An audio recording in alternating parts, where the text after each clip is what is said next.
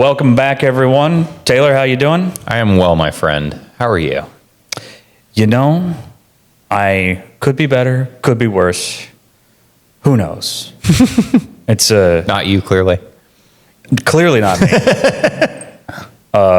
Perhaps I should be more prepared for that question. People ask me all the time. I feel like it. You kind of have That's to be. a cliche question. It is. It is. It kind of have to be from time to time. And I think this really, because again, nobody's really asking that question. When No, they all ask. want you to say, "Hey, I'm doing good. Doing How are fine. you?" Yeah. And that's what it's for. So It's just a pleasantry. I'm the a-hole who doesn't do his job. We should start our podcast episodes with fun facts instead of cliche openings. I feel like that'd this. be good. I like this. I don't have any fun facts prepared for this, but it's something to remember for the future. Or aphorisms. What is it? Oh gosh, the 3 stages of truth per Schopenhauer. First, the truth is openly mocked. Then it is violently opposed. And third, it is accepted as self-evident. Philosophy nerd. You are welcome. Unashamed. Free and wisdom proud. for you, ladies and gentlemen. If you want to donate, go right ahead. Please. But we should probably set that up. We don't have that set up. Battle for another day. My It's future Taylor and Tony's problem. my GoFundMe is Thomas Hobbs Fanboy 97.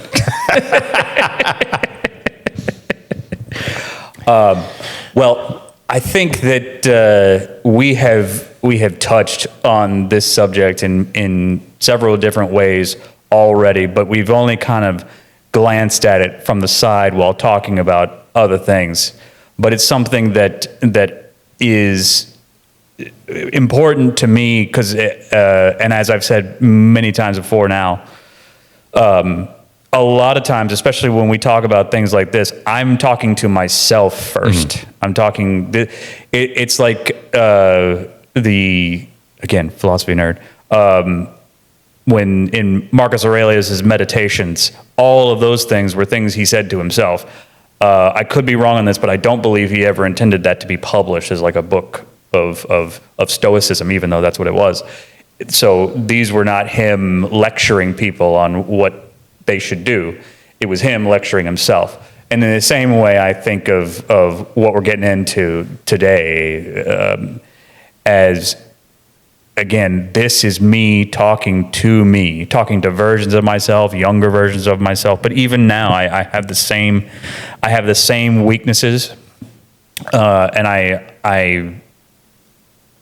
think that it's partially a generational thing. Not that it's just millennials. I'm not singling us out, but I happen to be one, and I feel like it's a unique problem for us, and also for younger generations because it's getting way easier to check out, to get lost in this ugly vortex of just you would call it distraction, but also broadly speaking, negativity online, and it's not just online like social media, but it's escapism of the worst kind, and it's running from what I call a sort of pervasive hopelessness that seems to have set in, especially among, even though millennials aren't the younger generation anymore, millennials specifically, but as the younger generation in Gen Z seems to really be affected by it. They are more chronically online than I think any previous generation, which makes sense. They've had more access to it. So I'm not blaming them at all. They have, I mean, that's the waters they're swimming in. They don't know anything different.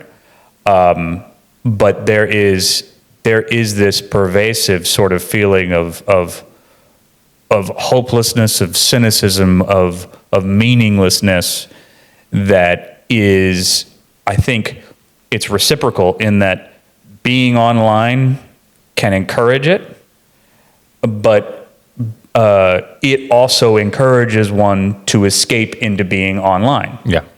And so the thing I want to talk about and dig into and try to see if we can figure out even what we mean by it is what is the current, if you agree with my term, what is the nature of this current hopelessness that seems to have set in for an entire generation of young people? Well, I definitely agree. And what's crazy is I don't really think it's, so we're not young anymore. I hesitate to call us old, but we're not young either. I think it's fair to say that we're past that point. And there are plenty of people that you and I both know that are around our age demographic that are also fairly hopeless people, I would say. And I don't say that like through a judgmental lens. It's more of a purely observational lens where like they could be having what the outside would view as a decent day and still find the worst things among it to call it a bad day. Like, you know, maybe they went to work and got a raise, for instance, and, you know, don't have to want or need for anything, but they're in a terrible mood because traffic is a thing that exists and some guy cut them off on the way to work. And that's just like set the tone for their whole day. And, you know, they generally view the world through this incredibly pessimistic lens of like, woe is me, why this, why that.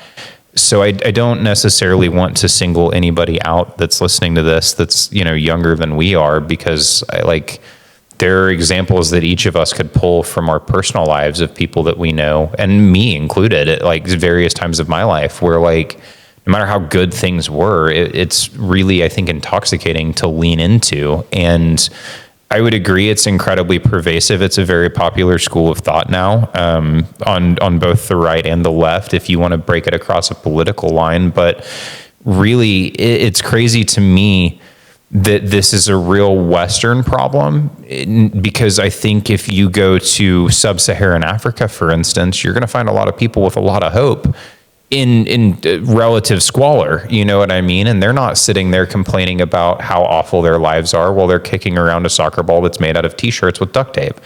And like, we would look at that through a lens of judgment and say, well, how do you guys have hope? You know, like, your life sucks. And they're like, well, I don't know, I'm alive. Like, that's a gift. It's cool to be alive, I guess. Like, I'm really enjoying that part of things. And it's weird that we live in this era of so much prosperity and so much access and so much, you know, technology and so much stimulation. We have a very stimulating world that we live in, you know, with television and with music and with just all of this at our fingertips, 24/7, video games, porn, whatever you want to call it. And we're just so collectively unhappy with everything. Like, nothing scratches that itch. Let me put this to you. I'm not sure. Maybe some would articulate, but tell me what you think of this. I'm not sure that if you ask the tribesmen in sub-Saharan Africa, or just somebody in a very poor country in Africa, not just tribes person who's living a rural tribal lifestyle, but anybody in that level of what we would call squalor or poverty, I think that they might not articulate, well, I'm alive. They might mean that, but I think what they might say when you ask the question, well, your life kind of sucks though, doesn't it? When you're like pointing to the squalor they live in, and I think they would say something like, huh? I don't understand the question. Yeah, well, that's actually a really good way to put it. I mean, they're thinking about all of this through a completely different lens than those of us who have the access to the connection that we have. You know, think about it here in the West and in the United States more specifically. And I think that kind of the reason, in my opinion, that it's become sort of an endemic problem among the West is because misery loves company. And it's really easy to be miserable when you jump on Facebook. And, you know, I remember when Facebook first came out, I'm sure you do, for instance, you know, we were a lot younger than we are now, and it was people posting pictures of what they were having for dinner and their cats. And now it's people grandstanding, you know, their political opinions and the things that they hate about their life and wish they could change about the world. And to me, that's misery breeding more misery, because it's just become a self-fulfilling cycle where that's really like that's why I deleted Facebook. That's why I got off of social media, because I just acknowledged that it had become a problem for me, where like I would leave pissed off. Like I was angry for no reason because it was just full of angry people. Do you think it could be that because we are the first humans in history that we know of to have this much capability? And so I'll use capability instead of the word power, because power can have some political connotations, which I'm not meaning. I mean the ability to do useful work and the ability to do things that create lots of ease, lots of comfort, a lot of excess. That because we have this ability, these capabilities, that we think, and we are to a certain extent. I mean, this is not bringing in Christianity per se into this, but we are godlike. That is a unique thing in Christian teaching, and a unique thing in any religion. It kind of understands humans are different than other things we find in our environment. When there's something odd about us, and even if we are utterly materialist, we still recognize that we're different than the animals. We're at least more capable or more aware of our situation. And because we are so capable, we recognize, or we think we recognize, that we have complete, or should have complete, control over our environment. And the fact that we even still do not have control over our environment, or even that control doesn't make us happy, whereas this person living in squalor in sub-Saharan Africa, as you brought up, that's not even on their radar. They're not in that level of control over their life, and it's not even something that they're considering. They have to live knowing that, a natural disaster could happen tomorrow and it wipes us all out. And that is a much more ever-present reality for them. And so they don't have this strange realization of their own ability to control the world. And therefore, they don't have this angst and resentment over the fact that we have all this power, all this capability, and we still can't have what we want. It still doesn't make us happy. All the things that I thought would make me happy turn to ash in my mouth the minute I try to consume them. Do you think there's something to that? Is that making sense? Yeah, it makes sense.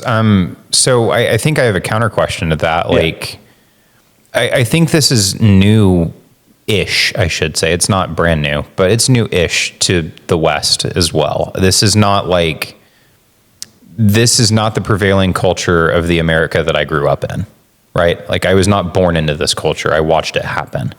And I think that this idea, you use the term godlike, and I like that because I obviously believe that we're all made in God's image. And I think that because I have an answer to why these things aren't, satisfying to an extent. And I think that there are plenty of people that are on the secular side of this that are going to go, oh, of course, it's the Christian theological answer to this. And I'll get typecast over this, but, there are thorns in the garden. We're not meant to be satisfied fully with this life. And, my satisfaction in life comes from my relationship with Christ and everything that's downstream of that. But that's not something that I lived with my whole life. I was a pretty devout atheist for a while. And when I was a devout atheist, I think it was incredibly easy for me to lean into the temptation of misery because I felt that, if we have control, use that term loosely, of all of these things in our lives, why aren't we doing this, or why aren't we doing that, or why aren't we doing the other? And the simple answer that I have to this is, well, we can't.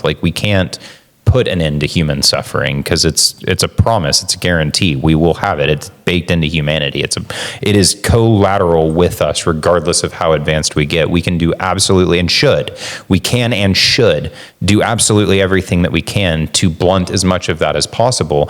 But to outright eliminate it, I don't think anybody reasonable will look at that and say, yeah, that's a possibility that we'll be able to accomplish. And I think a lot of people in the modern era have developed this deep and abiding sense of pride that, like, because we're so advanced, we have to do this. We should do this. We can do this. And I don't think that way. I did at one point, but I think leaning into my relationship with God has made me realize that that was never possible to begin with, and that's, in a sense, a lie that the devil tells us to keep us comfortable with where we're at. And the reality of this is that this isn't the world that we were meant to be comfortable in from my worldview.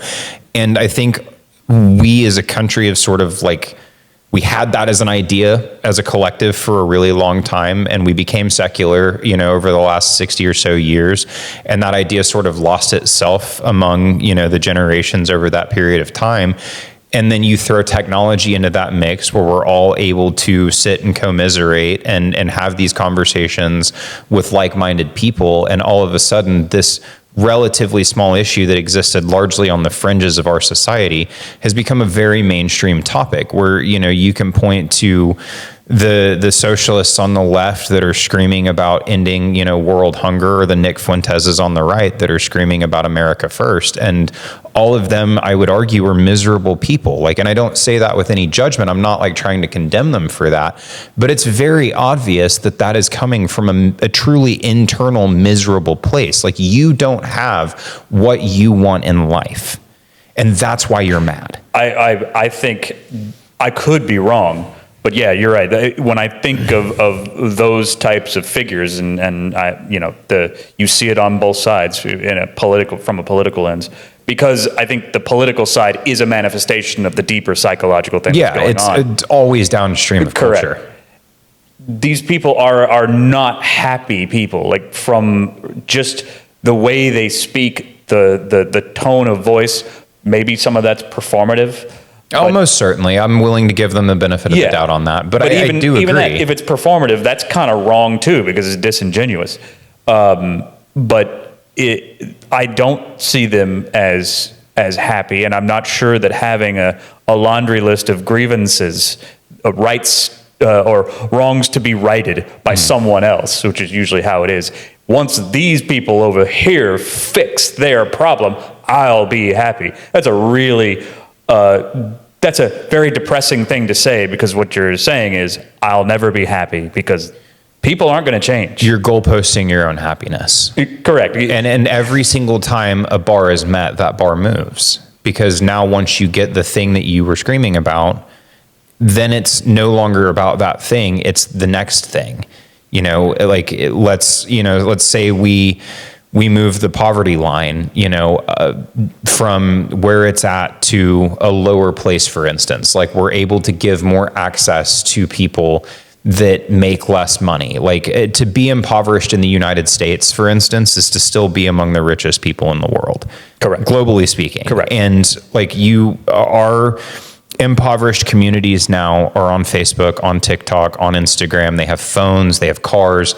They're still able to exist with crazy, nice, modern amenities by global. They live in air conditioning in a lot of the cases. By global standards, that's crazy, right? If you compare a person that's in just deep, dire poverty in the United States, whether it's rural America or urban America, because those are very different things. You compare that to somebody that is in poverty in China or in Africa or in, Southeast Asia or in, South America, you are orders of magnitude ahead of where those people are in terms of the access to goods that you have. And I think that really, if you ask me what my opinion on it is, I think we as a society have really started to focus on what we don't like and stopped focusing on what makes life great and worth living. And to me, that's an attitude thing. That's a perspective thing, right? Like I don't, and I'm guilty of this. Like I want to be very clear in saying this is something that I work on. It's something that I've worked on a lot. You've known me for years now. You know that I'm in a completely different place on this issue today than I was 4 years ago when we first met and first started having these conversations. Like I am worlds different about this specific issue. And the reason for that is because I've started to experience and express more gratitude in my life towards the things that I do have and tried to focus more on that than the things that I don't. Because like, yeah, life could be better, but man, it could also be worse. Like both of those are always true. And so I think if you focus on how good life already is for you, it's easier to step forward because you're not constantly moving with the weight of a chip on your shoulder. I 100% agree with that, and it's something that for me, I don't know where the light bulb sort of went off for you. I started to appreciate the world more once I got deep into history. Appreciate the modern world, that is, and appreciate what I now live in a certain level of existential anxiety over. We live in such an aberration, such a period of abnormalcy from Historic the normative human, like as far as we know, human beings, at least in our current form, have been around about 350,000 years. For most of that time, it has been a real struggle to survive. Nature had the upper hand most of that time. And all you have to do is see a hurricane and it still does. Like nature can still take the upper hand. But we are finally in a position, at least in the West, where we've kind of evened the playing field with nature. And the amount of effort, blood, violence, struggle, and tragedy that we are built on to get here. And we're finally at this brief blip of human history where we can even have a conversation about ending poverty, and that we kind of have, because not to say that there aren't people that go hungry in the U.S., but they don't go hungry because of lack of food in the system. It's usually either because of some form of family abuse, like domestic abuse, or drug use. It's usually one of those things. It is not the same thing as there's not enough food to go around in our area. We've never experienced a famine. Right, not a real starvation situation where literally it's not that the food distribution system isn't providing food, it's that the distribution system is empty. It doesn't exist. That can really happen and is the story of most of human history. So I think that there is, once I learned and realized looking back at how on a knife's edge precarious our unbelievably fortunate time period is, when I get the chance, I'm just grateful that I have indoor plumbing and air conditioning. And the amount, like I understand now, given history and also just trying to build complex things on my own, not very well, I don't know how to make and build an air conditioner or indoor plumbing or anything like that. And yet I'm the beneficiary of it because we have been able to specialize to such a degree that some really smart person was able to develop this because the need was there.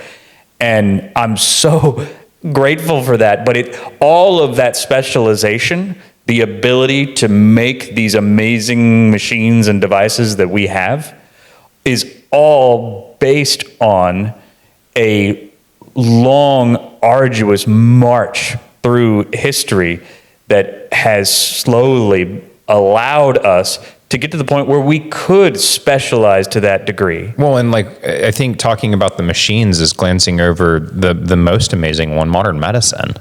Like penicillin, the ability to survive a surgery, the ability to reduce infant and maternal mortality during childbirth to the extent that we have. Like, I mean, dude, the list goes on and on and on. And yet people are still like, it's not enough. And what's crazy to me is I think that is getting worse. I don't think it's getting better. Yeah. I think that we live in a time period where people are so focused on how bad they have it and looking for people to validate that anytime you tell somebody, hey, like, I understand that you may be going through this thing, but like, it could be worse. That used to be what I would consider to be like almost ancient wisdom. Like it could be worse is something that I think everybody heard at some point in their life growing up. Right. And like, that is triggering advice now, but it's not untrue. Somebody will come across a table at you for saying that. Yeah, like somebody's going to come across the comments at me for saying that. Right. And the reality of this is like, that's not bad advice. It just isn't.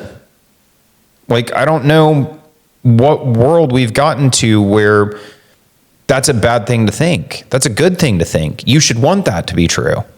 Yes, you actually should. You would like to be able to end every day with, well, it could have been worse, because it really could have been. I've had a few days, and I know there are some that could be a lot worse. Yeah. And also, again, reading history and knowing what there's just reading first-hand accounts of ancient battles was a real eye-opener. Like that level of mass, in your face, intimate, brutal suffering is something that we do not have a paradigm for. No. And to hear it described from a firsthand account it is something that sort of grows you up when you and to know that really and truly nothing has changed about human beings. We're still perfectly capable of doing great evil to each other, and sure, that we are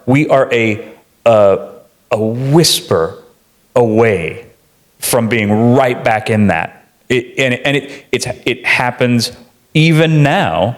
Think about what life is like in the ongoing war in Ukraine. It's brutal. It's devolved to trench warfare, and that's no different than World War I was. Correct, and it's as directly violent and awful, and so even in our world where we have solved so many problems, that is still perfectly possible. And the amazing thing is that it isn't everywhere all the time. Well, and the thing that I think frustrates me so much is, we have so many people in the United States that love to scream and yell and rage about how unfair things are. And I think that that's an incredibly narrow-minded position, because you could have been born in Ukraine.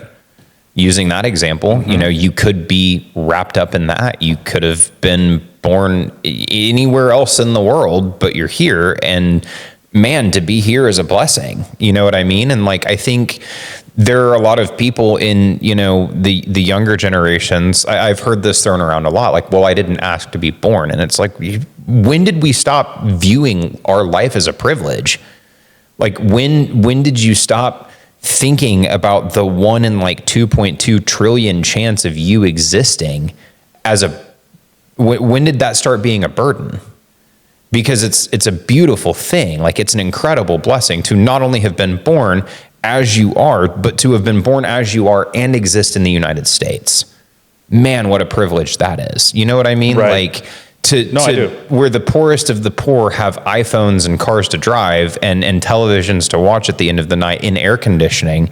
And yet here we are sitting here complaining. And what's crazy is a lot of what I hear this from, and this is obviously, maybe because of my echo chamber, which I'm perfectly willing to admit that. But I hear a lot of these complaints from people that are reasonably well off by any sort of standard that you want to put to it. And you've got people that are either middle class or upper middle class in the United States, which makes them in the upper class, globally speaking, who are complaining about how unfair their life is. And it's just like, unfair by what standard exactly? You know what I mean? And I don't say this to judge anybody. I hope to help anybody that's in that frame of mind, because I've certainly been there. And then I got to a place where I just realized that I was the problem. And once I unpacked that and started just having more gratitude towards my life and appreciation for the things that I do have, the things that I don't have suddenly stop mattering as much. Because yeah, like I could have more money, I could have nicer things, I could have, all of this stuff set up, but is that actually going to make my life meaningfully any better? I don't know that it would, and that's the thing is like, I have more now in terms of wealth and material possession than I've ever had at any point in my entire life. I'm not necessarily happier because of it. I would say I'm maybe more comfortable. I think that that's a fair argument, but I don't think that comfort automatically equates to happiness, because I know a lot of very comfortable, miserably unhappy people. I was about to say, and this is anecdotal, and somebody can correct me, of course. And I'm sure that part of it is just this is my experience of the interaction as opposed to the other person's experience of the interaction. But I don't, when I am, not that I'm a good person or anything, I'm not saying that, but in my interactions with the homeless, where I've given them cash or something like that, or they come up and asked and like, sure, man, I'll give you what I got. I'm sorry that we're a cashless society now, which I can't believe I've said to a homeless person before. Like, they could care less that, I'm sorry, it's a cashless society. I don't have any cash to give you. But when I give them, when I'm talking to them, like, every time I give them whatever I've got on me, it's usually, thank you, God bless.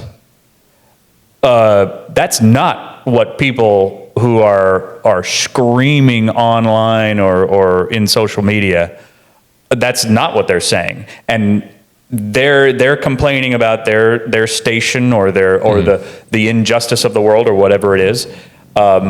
And of course, maybe the homeless person who's telling me that they're just trying to make me feel better and get out of the situation, and get me out of their face.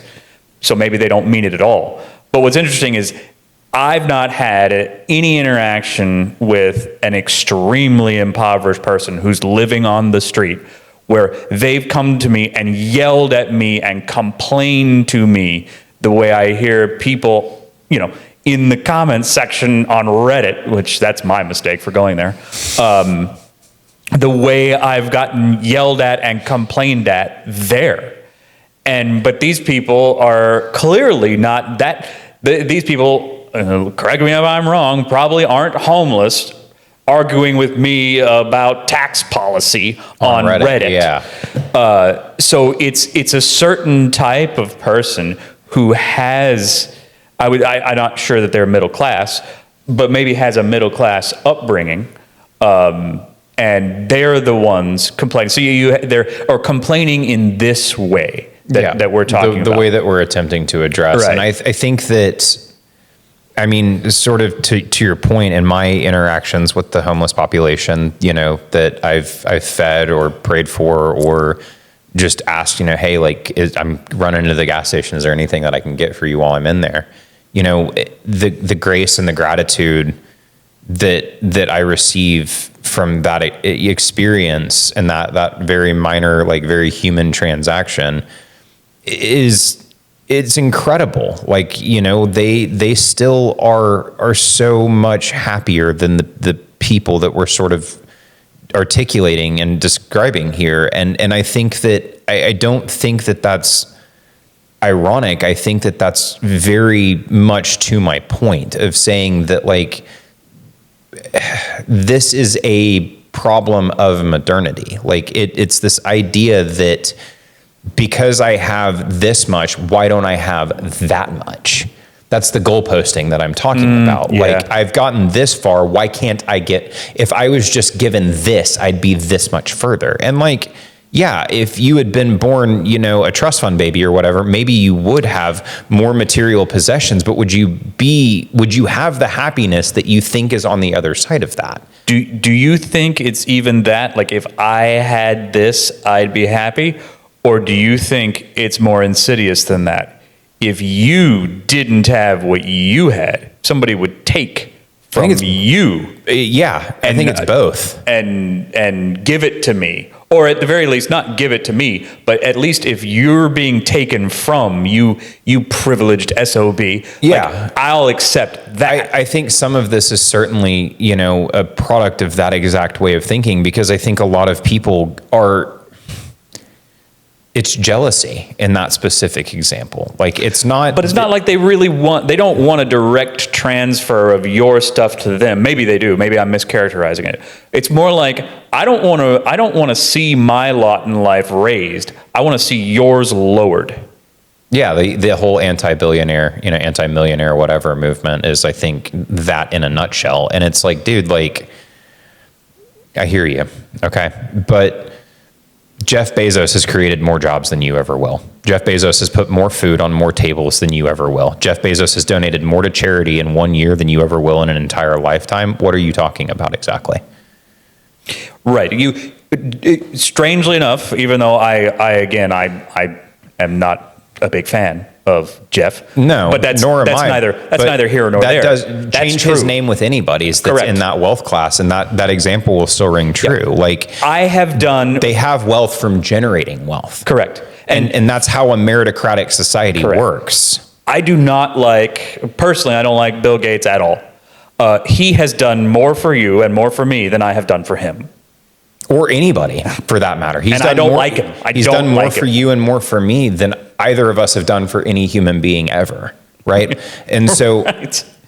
I think that's a really important way to think about this, because, yeah, like he might be a terrible person. I don't know. I've never met the guy. It's far be it for me to say, but he has still done more for the human collective than either of us have. And that's or anybody that's complaining about him or the wealth that he has.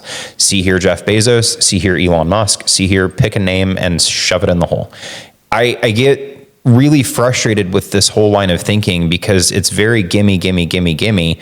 And it's not grounded in this idea that like what you get is tied to what you've done in a meritocratic society, but more specifically, it completely ignores what you've already got in an effort to go get more.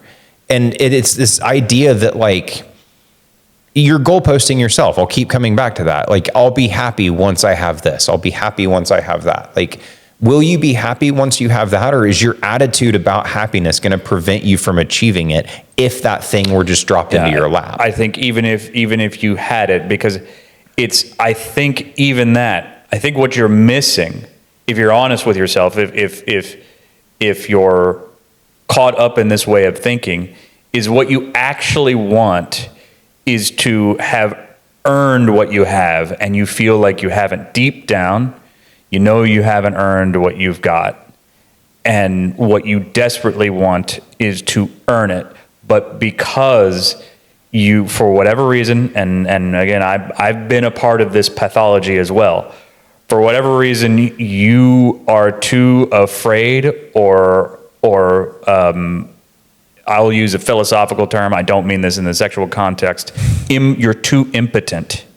You lack the power, you lack the will, you lack the ability to achieve it, and so you'll settle for taking it from someone else. You don't actually want the stuff, truly. You want to have earned it, but you don't want to go through the hardship of it, and so you'll settle for having it removed from somebody else. Is this an envy of merit, would you say? Like, yes, I envy you because you've done more in life than me. Yeah, I think it's ultimately an envy or an anger at meritocracy itself, which is why they won't call it meritocracy. They'll call it oppression. Patriarchy. Name whatever. Buzzword. Yeah, insert the academic term we want to use for it in this moment.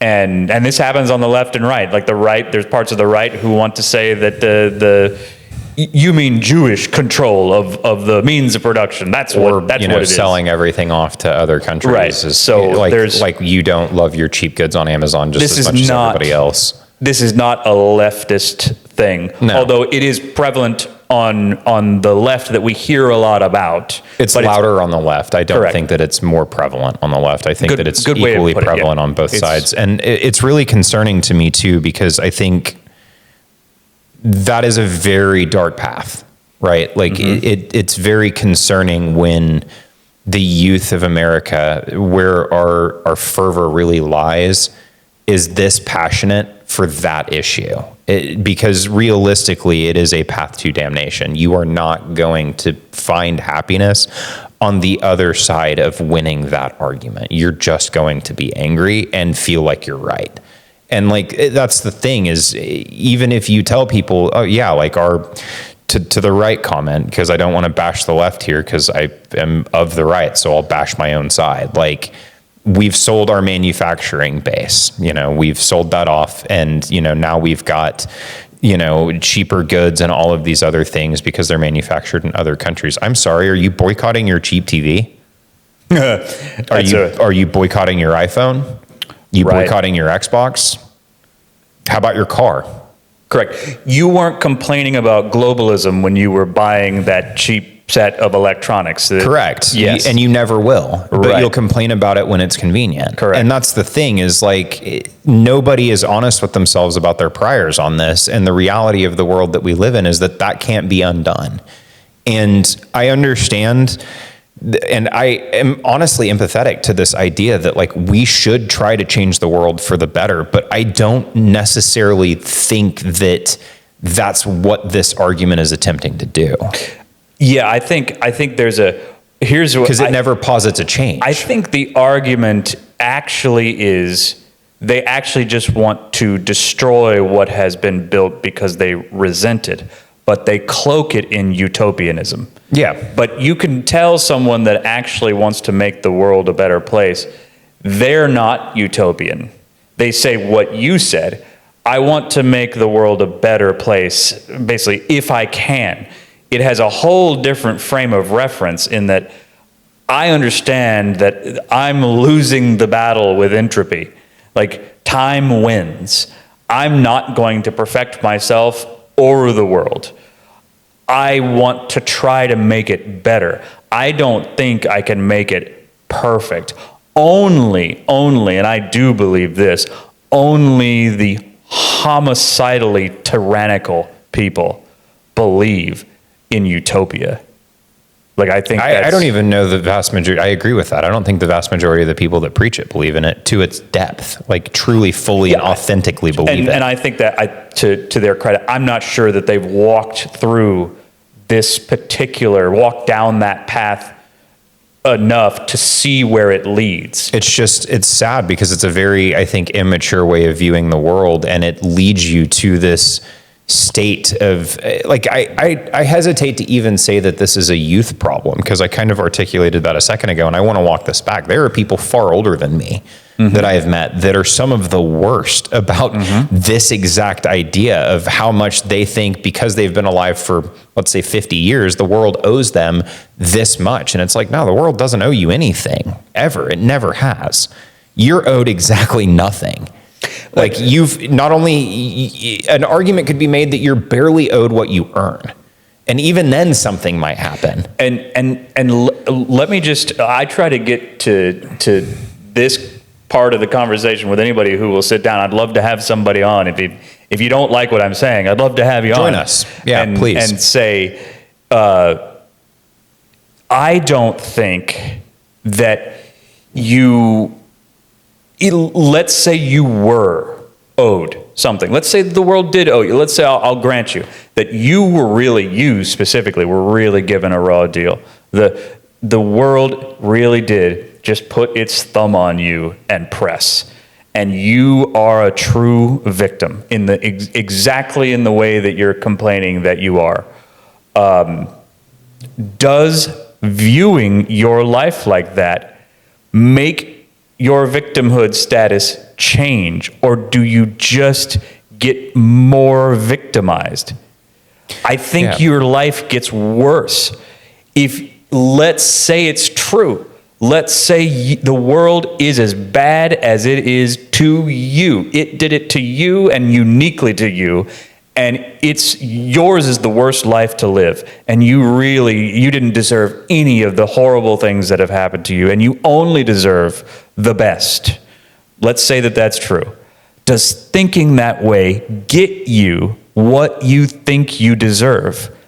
I don't know a single person who thinks like that then gets what they say they're owed. So if you actually want what you think you're owed, this is not the attitude to have to get what you want. Correct. And more specifically, I think building on that, the people that think that way are not seeking anybody to tell them exactly what you just said. They're seeking people that validate their victimhood and sit with them and say, yeah, you're right. Like, the world's awful. It's a terrible place. I can't believe it did this to you. You're poor you. And I don't think that that's constructive. And really, like, the vast majority of the people that are making this argument haven't really been victimized by anything of any real particular merit. Like, you, the victim that was a benefactor of what? Public education, the ability to go to college, technology abundant, air conditioning, indoor plumbing, like all of these other amazing things that you literally don't have to have. You just do. You were blessed to have been born in a country of incredible prosperity. And I think for me, like, to kind of segue this conversation into, and I'll ask you sort of what your position on this is after, but to segue this into, like, okay, so we've established that this is the problem. What do we do about it?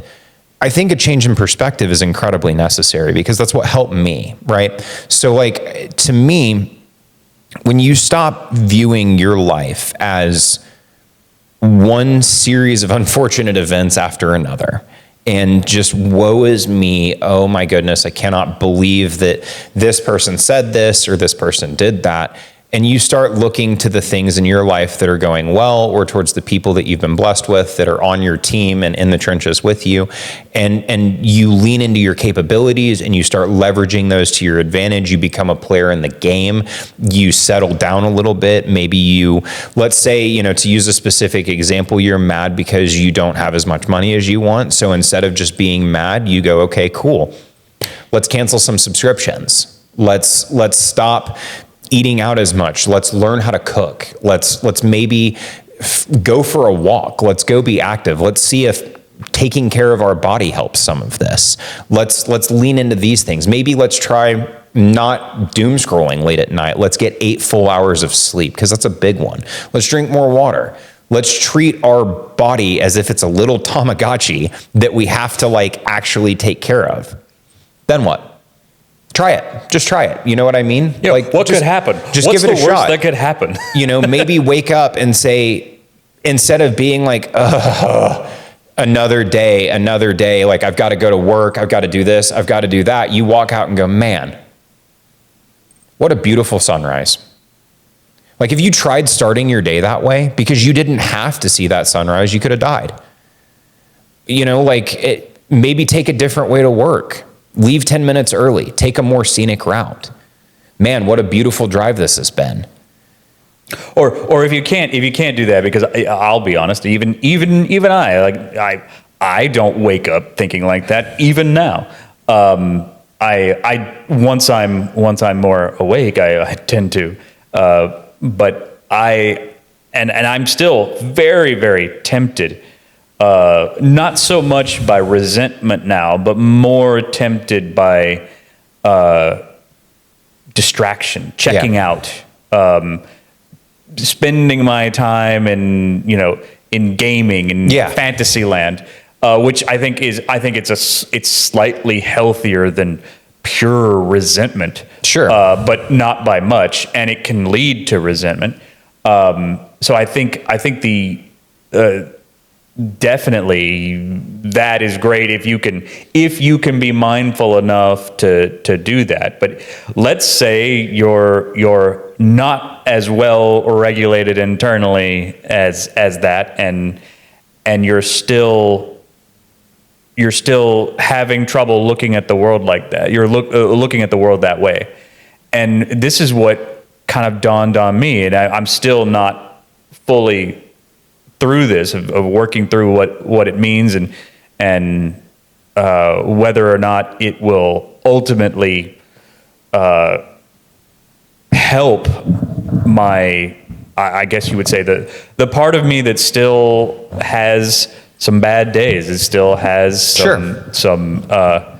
some times where I'm angry or resentful or mad or just want to get away. Like just don't want to experience the what is it? The unbearable lightness of being. I just want to get away, but I watched myself when I get away, and I think this is many people. Now, and I'm specifically referring here. I'm sure that there is a significant portion of the female population that is like this too among younger generations, but I think more young men and men in general will escape into pornography, gaming, and I think gaming is preferable to pornography for many reasons, and we can get into that. But specifically with gaming, what I noticed is I watched myself. What I do when I am gaming is I look at what I play and what I enjoy, and I am trying to live out a life of action. Like if it's a shooter, this is a person in a military situation that has to defeat the enemy. What I find interesting and fun for whatever reason about this scenario is because it's a type of struggle. It's a type of adventure. Like a role-playing game, there's mysteries to solve, exploring, things to see. Strategy games, there's problems to solve. And all of these, what am I doing? I'm pretending I'm in real life. Role-playing life, yeah. And so my distractions point me to what I actually would like to be doing. I want to be solving problems, defeating evil, exploring the world. And I'm starting to look at it like, well, why would I sit here in this fantasy land? You know, and not to say that there's anything wrong with spending a few hours. No, do it. Yeah, I love video games, but I mean, to this point, I've found that like that was admittedly a huge part of my life. Like, I don't know, about a year ago, and like I've been a way happier person on the other side of spending less time doing that because I'm more checked into my own day to day. You know what I mean? And like this, I'm not knocking anybody for how they spend their time. It's your life. Do whatever you want. But I will say, like, you know, to use myself as an example, like I have a routine for the first time in my life in the mornings because I'm not a morning person and I never have been. I used to be the patron saint of staying up until like 2 a.m. playing Xbox. Loved it. I'm holding down the fort for you, buddy. Thanks, dude. Someone's got to. Yep. Hard work. I wake up pretty much every day at 5 o'clock in the morning now. And by 5:10, I am on a bike and I ride for an hour. And in that hour, I pray to God and I thank him for being alive. And I thank him for the capability to sit and ride a bike for an hour. And that prayer in the morning is never a give me prayer. It's never, I need this. It's always thanks for this. It's never show me your hand. It's always show me your face. And I can explain, you know, later what that means in a different episode. Sure. We want to get into that. Yeah. But the reality of this is that is a prayer of gratitude. I start my day with gratitude. Like, and that's going to look different for everybody. And it's not something that I just woke up and had figured out. It was a process that I had to come to, and it took some time and some figuring out. But it's one of those things that I was just like, man, I'm just going to give this a shot. I'm just going to see what this is like. And like, in waking up and making the first thing I do, taking care of my body, taking care of my soul, reading the Bible before I consume any form of media whatsoever, whether that's the news, whether that's the work stuff that I've got going on, whether that's, you know, videos on whatever platform or anything like that, responding to even any text messages. I am praying, I'm riding a bike, and I'm reading the Bible. That's it. I wake up every day and I turn the outside world off and I am internal for the first hour. And it has changed my entire way of viewing the world. It's amazing. And that's going to look different for everybody. I'm not sitting here saying that you have to do this my way. I'm just suggesting doing something along those lines. And I admire the fact that you're able to do that. That seems, especially since I have a touch of insomnia, that seems like a a gargantuan or a Herculean task for me. But I do agree, and it's weird. I don't even know when it started to happen. It's a thing that I think happened to me. But it is also, when it happened, I was open to it, so it was an act of, I had to accept it. Mm-hmm. I started, at some point, I don't remember exactly when, but exactly what you're saying, I started to just be grateful that I was alive at all and got to see any of this, regardless of how scary and regardless of how shitty a lot of it is. I started to just, I'm glad I got to see it. I'm glad I got to be here for any time. Yeah. It's preferable to never have seen any of it at all. I don't know how many people died worldwide last night, but what a privilege it was to not be among them. Right. And I understand that there are a lot of people that hate their lives that don't want for that to be true, but I will challenge you in saying I don't think you authentically believe that. Because if you did, you'd do something about it. This is not an encouragement. It's just a blanket statement. But the other side of that is, if you don't authentically believe that because you're still here, why not just give this a shot? You know what I mean? I don't think, simply put, the world is miserable enough on its own. It doesn't need you contributing to it. And you don't need you contributing to it. There is so much that exists to screw your day up that it doesn't need you starting your day or going through your day with such a negative outlook on life that you're looking for things to screw it up. Just try looking for things to make it better. The sunrise example was an easy one, but man, that could be as simple as oh, this was a really refreshing Diet Coke. I don't know, that's going to look different for everybody, but realistically, I think having a touch of gratitude towards what you do have makes going out into the world to get more a lot easier, and it also makes your disposition towards where you're at a lot better. Yes, it's a weird thing. What seems to happen, weirdly, is when you decide, and it's exactly that. It's a frame of reference. It's so cliche, and you get where these phrases come from. It's glass half empty or glass half full. You could look at it one way or the other. It's a matter of perspective. But what's weird is if you just decide to look at what you have and be grateful for it, and then say, I like what I do have, and I'm grateful for it, and so I'm going to do my best to go get more, and to do well, to do as good as I can. I'm going to play the game and do as good as I can, come what may. Weirdly, your emotions get better at... They'll follow. They regulate themselves better. You'll start to notice...